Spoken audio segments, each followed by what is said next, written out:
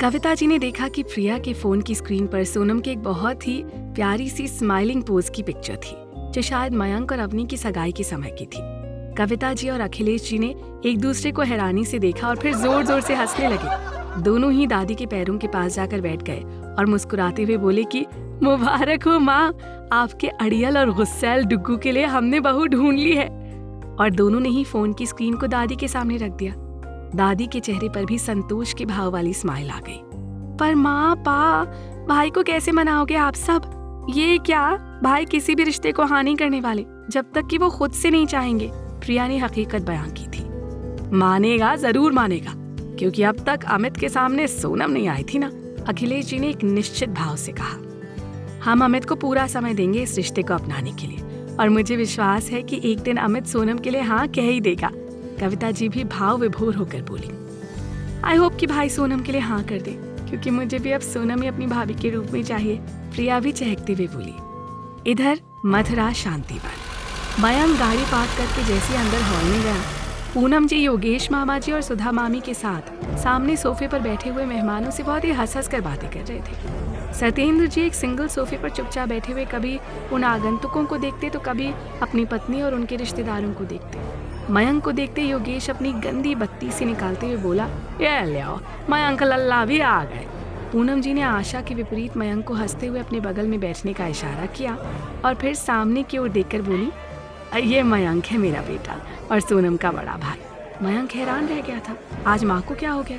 अकेले में भी सोनम से किसी तरह का रिश्ता मानने से इनकार करने वाली उसकी माँ आज बाहर से आए हुए आगंतुकों के सामने उसे सोनम का बड़ा भाई बता रही है, और वो भी इतनी सहजता से। कुछ तो गड़बड़ है। ये मामा जी मामी जी तो कल सगाई के बाद ही जाने वाले थे और ये अभी तक डटे हुए। माँ का जरूरत से ज्यादा सॉफ्ट नेचर होना। मयंक बाबू, लंबा झोल लग रहा है ये। उसने अपनी आंखें सामने बैठे हुए मेहमानों पर टिका दी थी। देख रहे हो आप सब जने, जब मोड़ी को भाई तो सुंदर है गो, तो फिर खुद मोड़ी कितनी सुंदर होएगी। वो तो आप सब जने लेट हो गए ना, तो मोड़ी को भी एक झलक तो देख ही लेते। योगेश ने सामने बैठे हुए आगंतुकों से खीसे निपोड़ते हुए कहा, ओह, तो ये सब यहाँ सोनम के रिश्ते के लिए आए हुए हैं, पर इन्हें मैंने कहीं तो देखा हुआ है। मयंक मनी मन सोच रहा था। ऐ लल्ला, क्या सोच रहे हो? सुधा ने अतिरिक्त लाड जताते हुए कहा। जे तो अस्थाना साहब है, फरिया वाले। मथुरा के पास एक छोटा सा कस्बा है फरिया। अरे कल जे हमें मिले हते ना तुम्हारी सगाई में, तो वहीं पर इनने अपनी सोनम को देखो हतो। इन्हें तो हमारी सोनम बहुत ही अच्छी लगी।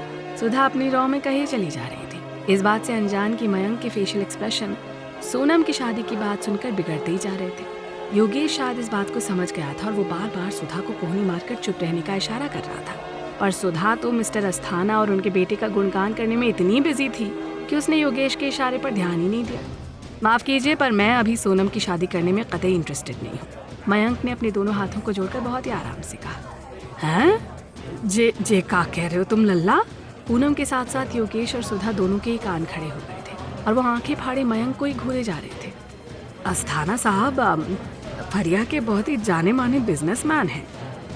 अमरीश की बहुत बड़ी दुकान होती है इलेक्ट्रॉनिक सामानों की फरिया में। अब पूरे फरिया में इनके जैसा दूसरा कोई ना है।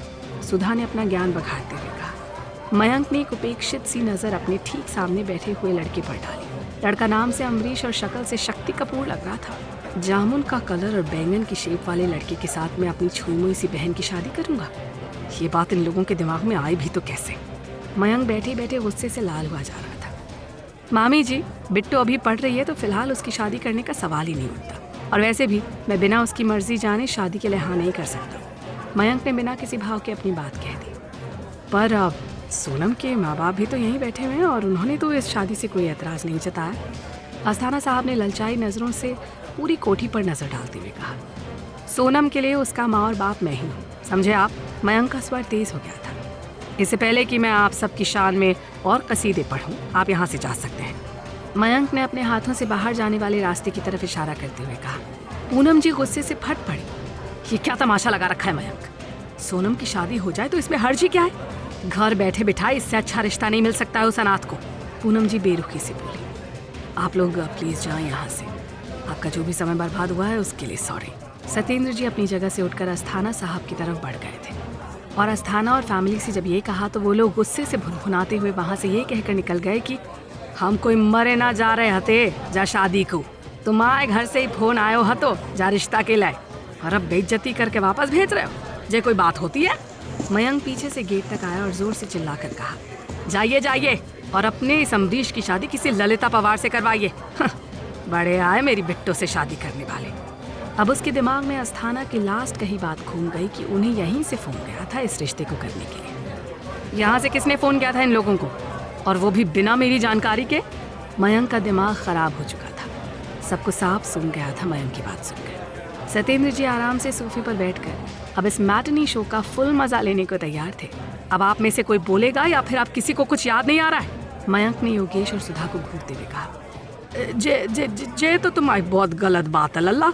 एक तो हम तुम्हारी बहन को रिश्ता करवाए रहे हते और तुम हो कि हम पे ही गुस्सा कर रहे हो। योगेश हकलाते हुए बोला, छोटी मेरी बहन है, मेरी जिम्मेदारी है, उसके लिए क्या करना और क्या नहीं इस बात को तय करने का हक मैंने किसी को नहीं दिया है। और वैसे भी छोटी के लिए सच में चिंता करना या फिर उसके लिए कुछ अच्छा सोचने की उम्मीद करना मैंने इस घर के लोगों से बहुत पहले ही छोड़ दी है। मयंक ने तिरछी नजरों से पूनम जी की तरफ देखते हुए कहा, देख लियो चिज्जी, जे लल्ला तो हम पे ही गलत इल्जाम लगा रहे हैं। योगेश ने पूनम जी की तरफ मुंह बनाकर बोला, मयंक ये क्या तरीका अपने मामा जी से बात करने का? हाँ, पूनम जी नाराजगी के साथ बोली, तो फिर इन्हें भी समझा दीजिए कि आइंदा ये मेरे और खास तौर पर बिट्टो के मामलों से उचित दूरी बनाकर रखें। वो तैश में आकर बोला, अरे हम तो वहाँ अनाथ को एक परिवार देने की सोच रहे हते, इतो अच्छो घरवार ऐसे घर पे बैठे बिठाए नाय मिलाते लल्ला, अब ढूंढत रहियो जा परिवार के जो कोई बढ़िया घरवार। सुधा ने आग उगलते हुए कहा, अगर वो परिवार वाकई में इतना अच्छा है तो फिर आप क्यों नहीं शादी कर देते हैं रजनी की उस अम्बरीश से? मयंक ने व्यंग से कहा, हैं जे का कह रहे हो तुम लल्ला? सुधा और योगेश दोनों के मुंह हैरानी से खुले रह गए थे। हम अपनी फूल सी मोड़ी को महाती के साथ न्याय ब्याहेंगे, चाहे भले ही हमारी मोड़ी जिंदगी भर घर बैठी रहे। सुधा ने तैश में आकर कहा, रियली? और आप चाहती हैं कि मैं बिट्टो की शादी उस बैंगन से कर दूं? मयंक ने चिढ़कर कहा। सत्येंद्र जी चुपचाप अपनी जगह पर बैठे हुए अंदर ही अंदर बहुत खुश हो रहे थे और बाहर से ऐसा दिखा रहे थे कि वो मयंक के इस व्यवहार से सच में दुखी थे। मयंक, पूनम जी इससे आगे कुछ कह पाती, मयंक ने उनकी तरफ नाराजगी से देखते हुए कहा कि माँ, मेरी सगाई हो चुकी है और अभी फिलहाल शादी में समय है, तो अब मामा जी और मामी जी अपने घर वापस जा सकते हैं। जिज्जी, योगेश ने पूनम जी की तरफ परेशान भाव से देखते हुए कहा, पर मयंक के लहजे को देखते हुए पूनम जी कुछ भी बोल न सकी और वो चुपचाप अपने कमरे की तरफ बढ़ने लगी। एक्सक्यूज मी सर, वो एयर होस्टेस अब अमित की सीट के सामने खड़ी थी। Are you saying something to me? This cold coffee is for you sir, but I don't think I have ordered anything. Amit ने अपने कंधे उचकाते हुए कहा, actually this coffee and this note is for you sir. Have a safe and pleasant journey. Kuku FM Hindi channel को subscribe करना ना भूले और बेल आइकन प्रेस करके अगले एपिसोड की नोटिफिकेशन पाएं।